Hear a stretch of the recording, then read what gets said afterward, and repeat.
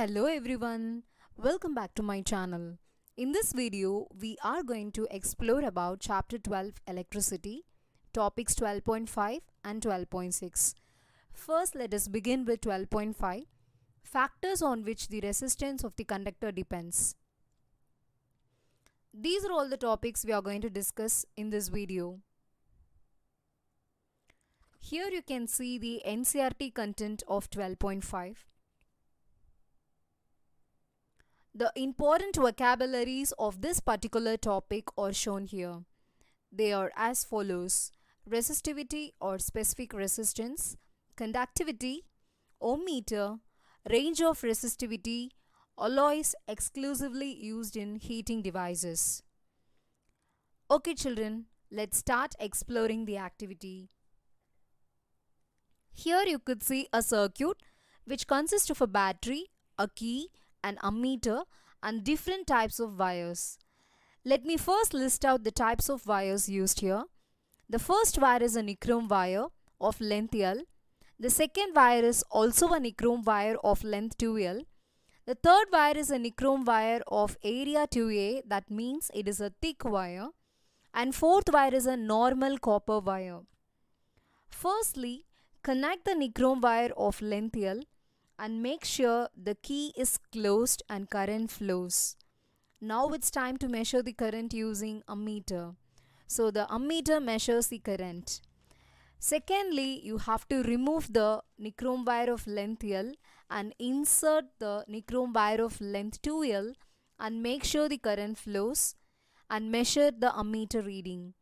Like this, proceed for the next two wires and repeat the above procedure. What did you notice?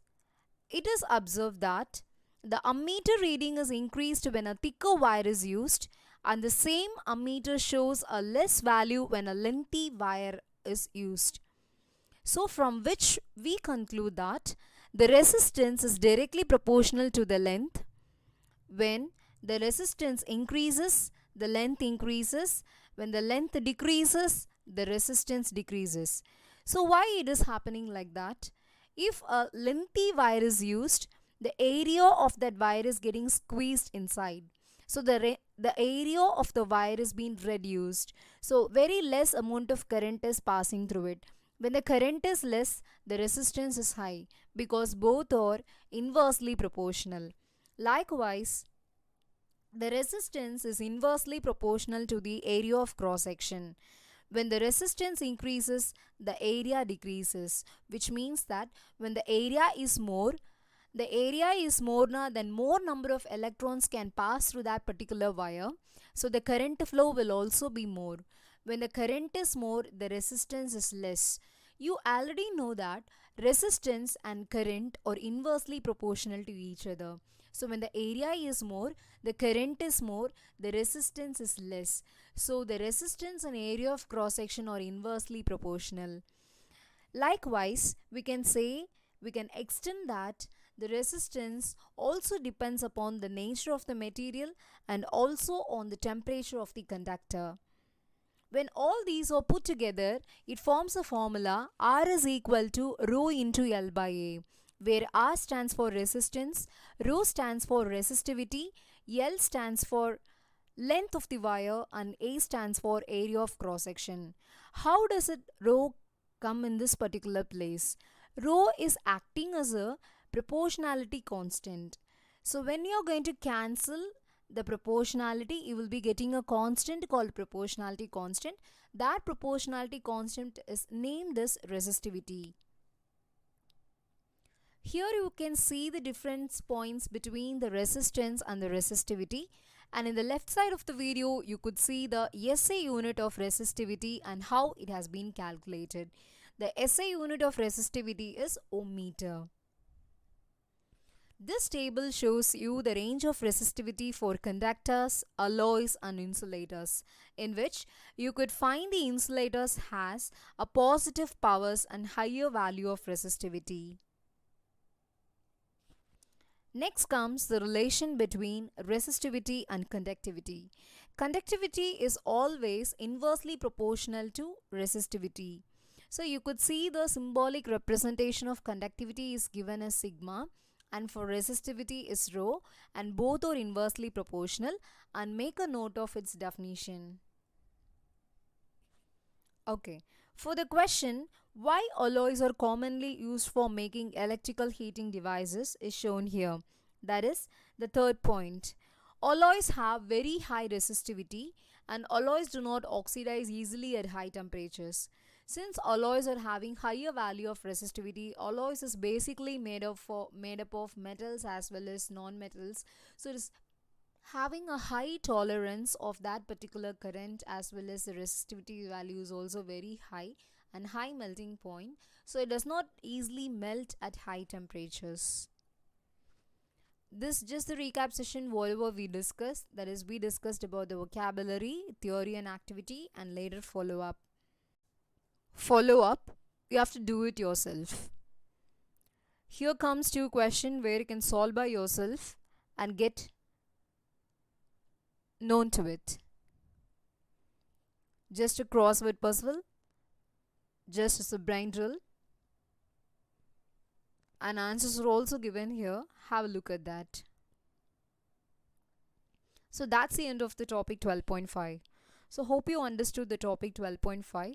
Over to the topic 12.6, that is combination of resistances. 12.6 combination of resistances. These are all the topics we are going to explore. So before entering into the actual topic, let's begin with resistances. So resistances and introduction. You all know what do you mean by resistance. Here you can see different types of resistances: constant resistance or fixed resistance and its symbol, variable resistance or rheostat and its symbol. Definitions of each and every single word is being given here. Have a look at that, guys.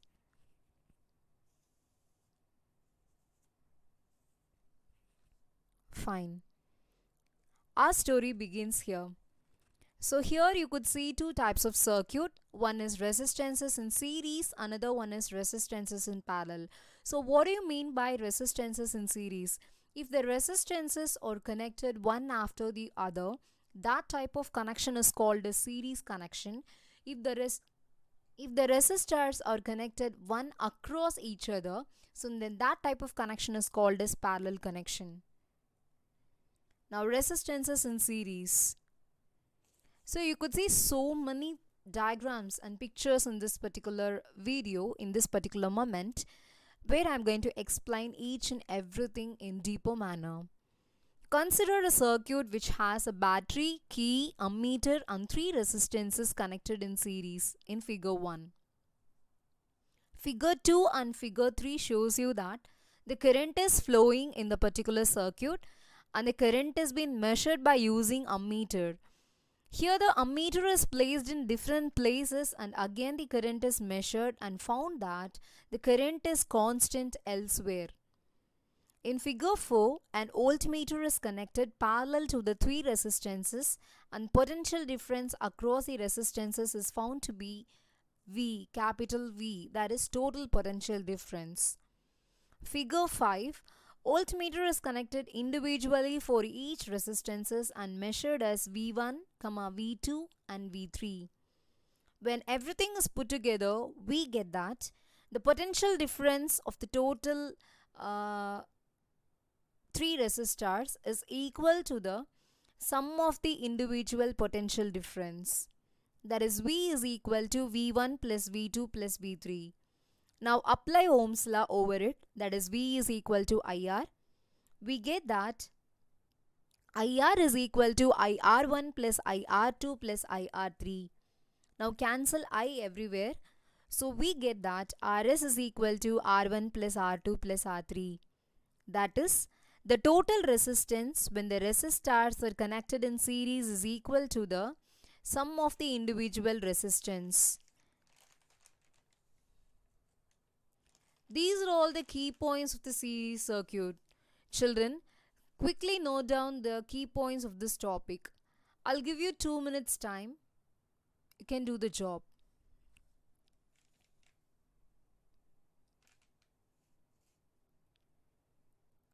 Hope you copied. Next, resistances in parallel. Consider a circuit which consists of a battery, key, ammeter, voltmeter. Ammeter is connected in series and voltmeter is connected in parallel. Along with that, the three resistances are also connected in parallel, that is across each other. You could see each resistance goes in different path. From point X, the actual path of current is splitted in three different paths as I1, I2 and I3, and at point Y again all the three paths get joined and given as I. Meanwhile, when the voltmeter is connected across each resistances, the value of potential difference is V elsewhere, that is remains constant. When we put all together in the equation, the total current is equal to the sum of the individual currents. That is, I is equal to I1 plus I2 plus I3. By applying Ohm's law, I is equal to V by R. We get that 1 by Rp is equal to 1 by R1 plus 1 by R2 plus 1 by R3. Just we have cancelled the I on both the sides. Thus, the reciprocal of total resistances which is connected in parallel is equal to the sum of the reciprocal of individual resistances. Here you go with the key points of parallel circuit. Make a note of it.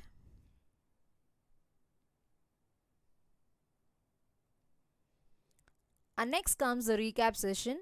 Have a look, children.